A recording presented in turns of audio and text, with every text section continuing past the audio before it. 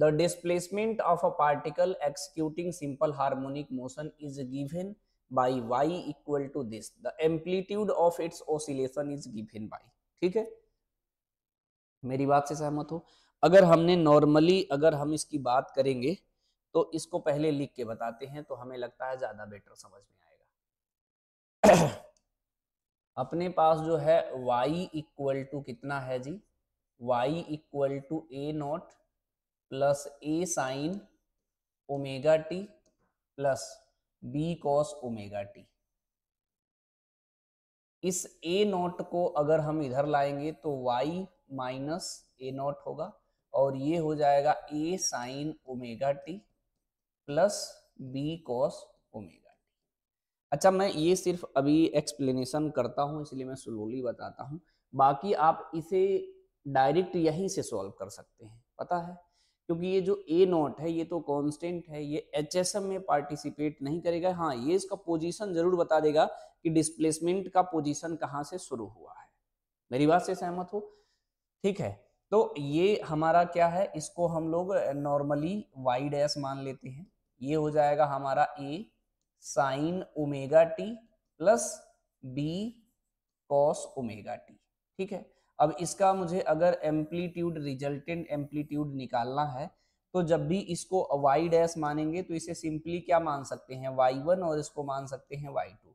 इस तरीके का जब भी कोई हो उसका अगर आपको रिजल्टेंट एम्पलीट्यूड निकालना है तो इसमें एम्पलीट्यूड रिजल्टेंट निकालने के लिए भी एफएचएम में अगर आप एनसीईआरटी पढ़े हैं तो ठीक है, नहीं लेकिन कोई भी अगर एचसी वर्मा पढ़ा हो या नॉर्मली कॉन्सेप्ट नोट किया तो देखना एम्पलीट्यूड स्केलर क्वांटिटी है लेकिन इसे हम लोग कैलकुलेट करते हैं वेक्टर क्वांटिटी से। तो एक चीज देखेंगे कि इसमें ए और इसका एम्पलीट्यूड ए है, इसका एम्पलीट्यूड बी है। अगर इंडिविजुअली अलग अलग समझे हम तो इसका रिजल्टेंट एम्पलीट्यूड दोनों को सम करने के बाद क्या हो जाएगा, हमारा एम्पलीट्यूड जो होगा हमारा एम्पलीट्यूड को मैं ए मान लेता हूं, ये अंडर रूट क्या हो जाएगा जी, a1 का स्क्वायर प्लस a2 का square plus 2a1 a2 cos phi. मेरी बात से सहमत हो? अब डायरेक्टली सॉल्व करेंगे, इसको मैंने इसको y1 माना, इसको y2। इसका एम्पलीट्यूड कितना है जी, a है, a का स्क्वायर, और इसका एम्पलीट्यूड b है तो इसको करेंगे b का स्क्वायर। और उसके बाद आप देखेंगे साइन और कॉस ओमेगा टी में, या तो आप कन्वर्जन सीखिए, अगर आप कन्वर्जन नहीं सीखना चाहते हैं तो परेशान होने की जरूरत नहीं है। आप ध्यान रखिएगा साइन और कॉस में 90 डिग्री का डिफरेंस होता है। कैसे? आप इसे कॉस में कन्वर्ट कर सकते हैं या इसको साइन में कन्वर्ट कर सकते हैं, सीधी सी बात। जब भी किसी दो एसएचएम को नॉर्मली जोड़ना होगा, रिजल्टेंट आपको निकालना होगा, तो एक चीज ध्यान रखने की जरूरत है कि या तो सब साइन में हो या तो सब कॉस में हो, तभी ऐड होगा तभी सब्ट्रैक्ट होगा, अदरवाइज नहीं होगा। तो अगर मैं ये आपको नोट करके बताऊंगा, नोट में बताता जरूर रहूंगा आपको साथ साथ में। आपने मैथ में थोड़ा सा ऐसा देखा होगा, sine 90 minus theta equal to cos theta होता है, या आपने ये भी देखा होगा cos 90 minus theta equal to sine theta. मेरी बात से सहमत हो? यानी ये साइन है तो ये कॉस है, ये कॉस है तो ये साइन है। ये 90 का मतलब होता है पाई बाई 2। मेरी बात से सहमत हो? यानी साइन और कॉस में डिफरेंस कितना होता है, 90 डिग्री का होता है। मेरी बात से सहमत हो? मैं आगे चलूंगा तो और भी स्लोली बताते रहूंगा।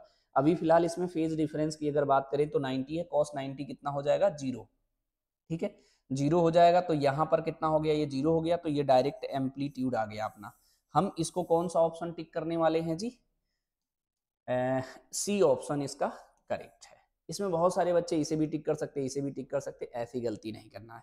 जब ये आप लोग सीख लेंगे, मान लीजिए आपको अच्छे से आने लगा, अगर आपको अच्छे से आने लगता है तो आप डायरेक्ट भी कर सकते हैं। जैसे इस तरीके का आपने क्वेश्चन देखेंगे तो मैं यहाँ आपको बताता हूँ, देखिए जैसे y इक्वल टू कितना है, A naught plus A sine omega T, और ये कितना है जी, b cos ओमेगा टी।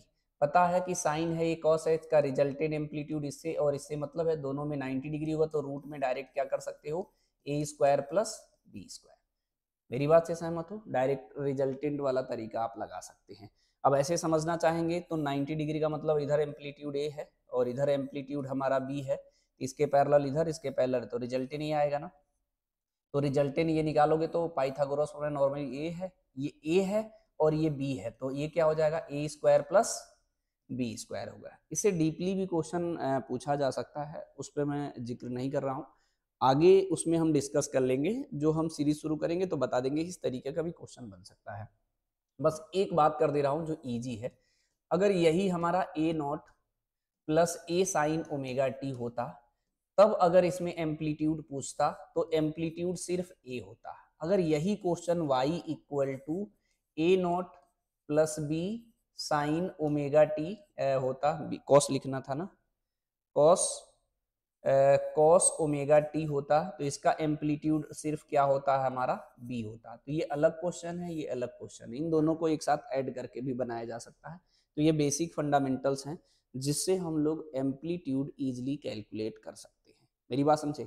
इसमें वेक्टर का एक अच्छा सा रोल यूज करता है, उसे आप आगे यूज करके आसानी से सॉल्व कर सकते हैं। जैसे मैं एक थोड़ा सा आपसे यही जिक्र कर लेता हूँ, अगर हमारे पास y इक्वल टू है 3 साइन ओमेगा टी, अच्छा जब तक सेम में नहीं होगा तो आपको सेम में कन्वर्ट करना पड़ेगा। अगर हमारे पास y इक्वल टू कितना है 4 sine omega t minus y by two लिख लीजिए, और इधर लिख लेते हैं y इक्वल टू 2 मान लेते हैं 2 sign omega T plus pi by two. हो सकता है 3 का पूछेगा नहीं, अक्सर 2 का पूछता है। तो यहाँ पे देखेंगे, इसको रेफरेंस पॉइंट मान लेंगे, तो एक ऐसे लाइन बनाएंगे, इधर एम्पलीट्यूड कितना है जी 3, तो इसको 3 लिख लेंगे। अब देखिए माइनस वाला जो है नीचे कर लीजिए, ठीक है, ये कितना है हमारा जी इधर हो जाएगा हमारा, ये हो जाएगा, ये कितना है 4, ये ध्यान रखे रहिएगा, ये माइनस पाई बाई टू मैं नीचे कंसीडर कर रहा हूँ, आप चाहें तो ऊपर भी कंसीडर कर सकते हैं, इसमें कंफ्यूज ना होइएगा। और ये प्लस पाई बाई टू ऊपर, तो ये 2 मान लेते हैं। ये हमारा कितना है 4, ये कितना है 2, इसका डिफरेंस निकालेंगे तो 4 माइनस 2 कितना आएगा 2, और ये 3, इसके पैरेलल इधर, इसके पैरेलल इधर, तो इसके रिजल्टेंट एम्पलीट्यूड ये आएगा। और इसमें क्या है, ये 3 है और ये 2 है, तो ये कितना आ जाएगा जी रूट में 2 स्क्वायर प्लस 3 स्क्वायर। मतलब हमारे कहने का मतलब, अगर आपको वेक्टर आता है तो वेक्टर का यूज करके आसानी से कर सकते हैं। फिलहाल इतना डीप आपको नहीं जाना है, इससे आने की संभावना नामात्रा है। क्वेश्चन जो बनेगा वो सिर्फ ऐसा ही बनने वाला है।